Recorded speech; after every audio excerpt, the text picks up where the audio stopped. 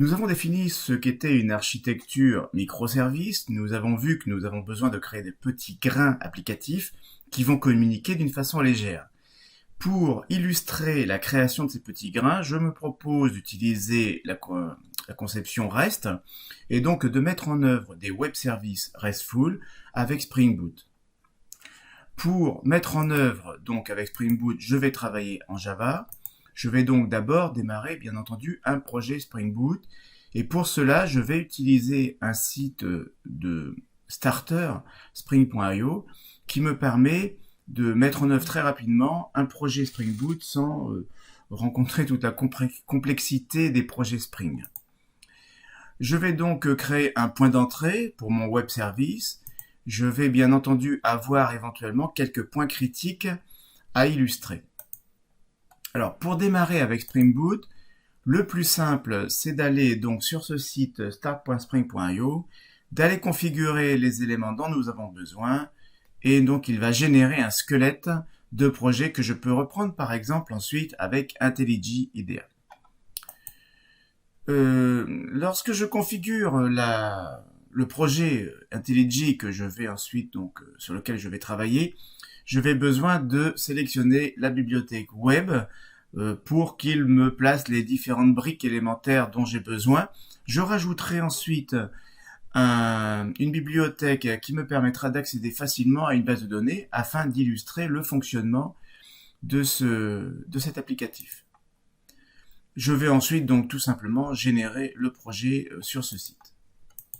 Alors la création du point d'entrée, qu'est-ce que c'est? Ben, en fait, pour un web service, le point d'entrée, c'est une classe contrôleur, voire exactement même une méthode dans cette classe contrôleur. Et je n'ai plus qu'à coder dans cette méthode les quelques lignes qui me permettent de répondre à un get, à un post, à un put, à un delete. Les points critiques dans l'affaire, c'est la complexité des bibliothèques Spring. C'est pour ça que je préconiserai qu'on utilise le site start.spring.io afin de simplifier le démarrage de notre projet. Ensuite, l'écriture des services en elle-même est assez rapide. Ça ne devrait pas nous poser de problème.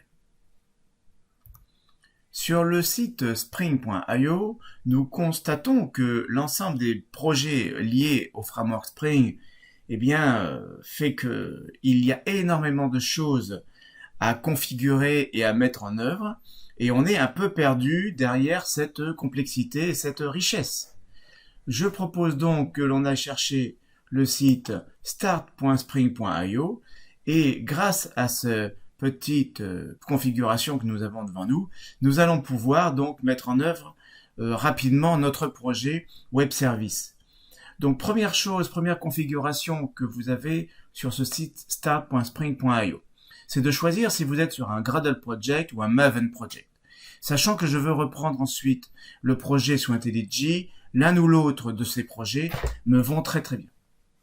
Ensuite, le langage de programmation, donc ici l'arbitrage, ça va être donc sur un des langages JVM, Java, Kotlin ou Groovy. Le langage Java, on va dire, est le langage classique, traditionnel. Le langage Kotlin est un langage de Google très utilisé aujourd'hui dans les applications mobiles, mais qui est effectivement tout à fait intéressant. En particulier, il simplifie le codage en Java. Ensuite, les versions de Spring Boot que vous allez choisir. Ici, donc, a priori, je vais laisser cocher le 2.3.4 parce que ça a l'air d'être la dernière version officielle non snapshot de Spring Boot. Si, bien entendu, vous ouvrez cette vidéo dans quelques mois, bien entendu, les numéros de version auront changé. Ensuite, vu que c'est un projet Maven que j'ai sélectionné ici, je vais donner donc un nom à mon groupe, à mon artefact et je donne un nom à mon projet. Je peux donner une description et vous savez que tout ceci va servir à définir donc votre propre projet. Le packaging se fait typiquement dans un .jar, ça me va très bien. Ici, la version de Java que vous allez utiliser, je vous rappelle qu'après la version 8 de Java, nous avons des exigences en termes de royalty. Vous cliquez sur Generate ici et il vous génère un .zip que ensuite vous allez dézipper sur votre propre machine. Une fois que vous avez dézippé le point zip qu'il a généré, vous allez trouver un projet qui ressemble à ça. Vous allez tout simplement ouvrir avec IntelliJ par exemple votre projet. Il s'agit d'un projet Maven ici, donc j'ai un pom.xml qui définit l'ensemble des dépendances et les générations du projet. Vous allez donc maintenant, pour réaliser un web service, devoir venir dans le main Java ici, écrire les contrôleurs. Alors j'ai créé 3 répertoires pour séparer le contrôleur, c'est-à-dire en fait le point d'entrée en fait de votre application web service. Donc c'est ici que je vais trouver les implémentations de mes get, post, put et delete. J'isole aussi l'accès aux données que j'ai pompeusement ici appelé logement repository. Et ici, je représente la classe logement. Commençons donc peut-être par cette classe logement qui représente la donnée que je veux exporter lors de l'appel à mes get, post, etc. Je regarde cette classe et je trouve quoi? Alors, je trouve tout simplement une classe Java tout à fait classique avec très peu de choses d'original, des attributs, des getters et des setters. Donc vraiment, on est sur du Java classique. Effectivement, vous pouvez remarquer que j'ai utilisé une annotation ID ici. Alors ça, c'est tout simplement parce que j'ai souhaité en fait utiliser une base de données. Dans un premier temps, ce que vous pouvez faire, c'est ne pas utiliser ces ID. Dans ce cas-là, vous êtes sur une classe Java tout à fait normale. Si vous n'utilisez pas les ID, vous n'avez pour l'instant pas de repository. Donc vous allez venir écrire votre classe contrôleur de la façon suivante. Vous devez donc annoter votre classe contrôleur reste contrôleur. Ça, c'est possible parce que dans le projet que vous avez généré, vous avez coché donc bibliothèque web sur le site spring.io. Je reviens ici au niveau des dépendances. Avant de générer votre projet, vous avez cliqué ici sur Add Dependency et vous avez pris Spring Web. Vous devez donc avoir la dépendance Spring Web avant de générer votre projet. Si vous avez bien donc généré la dépendance Spring Web, vous avez accès à ces imports ici, en l'occurrence ici, donc Spring Framework, Beans Factory, annotation AutoWarrior, ça c'est pour la base de données, et Spring Web Bind Annotation, ça c'est pour l'aspect service web. Normalement, lorsque vous avez généré les dépendances au niveau du pom.xml ici, vous devez effectivement vous retrouver avec des dépendances qui s'appellent org.spring framework boot avec donc l'artefact Spring Boot Starter Web. C'est celui-ci que je viens de cliquer, que je viens de sélectionner en fait en rajoutant la dépendance.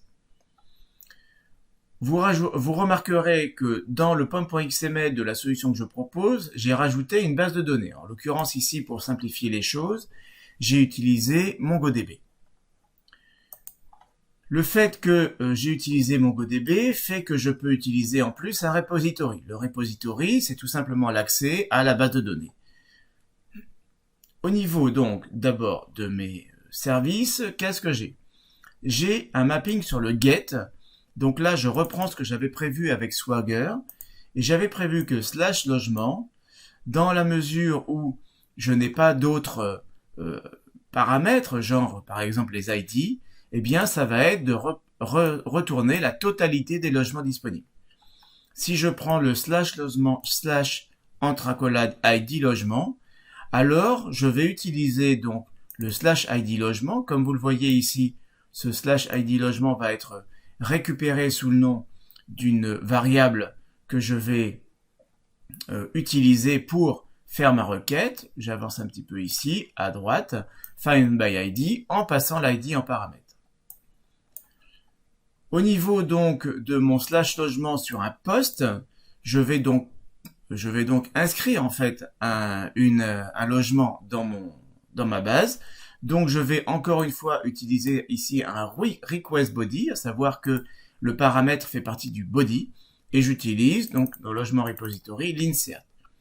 J'ai la même chose ici avec la modification donc de mon logement, et j'ai la même chose ici avec la suppression de mon logement. Donc les différentes fonctions que j'ai écrites dans ce projet correspondent à des fonctions qui vont correspondre aux méthodes HTTP, delete, put, post, get. Le fait d'utiliser un repository ici fait que de façon très simple, je vais pouvoir mapper mes données dans la base Mongo. Alors comme vous le voyez ici, tout ce que j'ai à faire dans le projet Spring Boot, c'est à définir l'interface. En héritant de Mongo Repository, j'hérite directement des méthodes findAll, findById, delete, etc. Bien entendu, cela suppose que dans votre fichier pom.xml, vous allez avoir rajouté cette dépendance. Le fait que vous ayez un fichier pom.xml dans un fichier Maven fait que automatiquement Maven va aller chercher les bibliothèques qui vont bien, etc., etc. Vous n'avez plus ensuite qu'à construire votre application et vous allez obtenir un point jar dans le répertoire target. Donc un point jar qui, par exemple, ici s'appelle logement écriture snapshot.jar et c'est ce point jar que je vais ensuite récupérer dans l'étape de dockerisation et l'étape donc de virtualisation en fait de l'application. Une fois que vous avez ce point jar, vous pouvez immédiatement tester votre projet en exécutant ici le point jar en question et en vous connectant à cette application qui tourne. Dans la prochaine étape, ce que je vais faire, c'est que je vais utiliser, avant de dockeriser bien entendu ce point jar, je vais utiliser un outil comme SoapUI pour vérifier que en local, en exécutant mon projet de façon tout à fait normale et classique, je peux me connecter à ce code et qu'il fonctionne sans pour autant mettre en place pour l'instant Docker et Kubernetes.